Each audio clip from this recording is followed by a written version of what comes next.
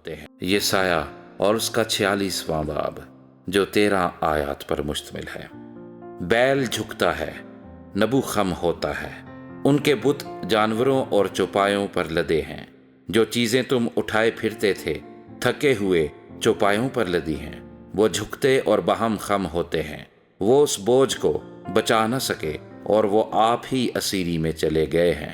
اے یعقوب کے گھرانے اور اے اسرائیل کے گھر کے سب باقی ماندہ لوگوں، جن کو بطن ہی سے میں نے اٹھایا اور جن کو رحم ہی سے میں نے گود میں لیا، میری سنو۔ میں تمہارے بڑھاپے تک وہی ہوں اور سر سفید ہونے تک تم کو اٹھائے پھروں گا۔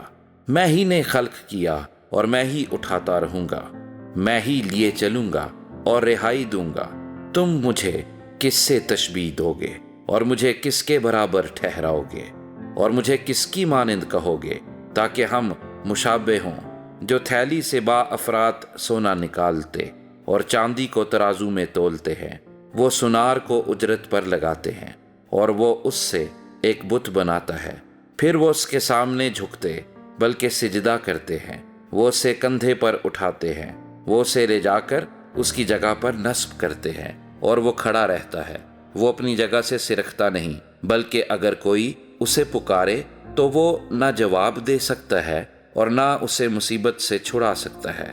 اے گناہ گارو، اس کو یاد رکھو اور مرد بنو، اس پر پھر سوچو۔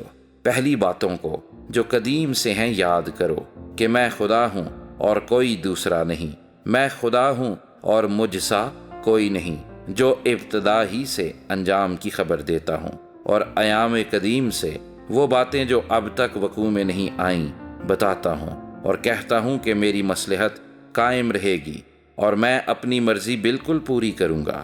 جو مشرق سے عقاب کو، یعنی اس شخص کو جو میرے ارادے کو پورا کرے گا، دور کے ملک سے بلاتا ہوں۔ میں ہی نے یہ کہا اور میں ہی اس کو وقوع میں لاؤں گا۔ میں نے اس کا ارادہ کیا اور میں ہی اسے پورا کروں گا۔ اے سخت دلو جو صداقت سے دور ہو، میری سنو۔ میں اپنی صداقت کو نزدیک لاتا ہوں، وہ دور نہیں ہوگی اور میری نجات تاخیر نہ کرے گی، اور میں سیون کو نجات اور اسرائیل کو اپنا جلال بخشوں گا۔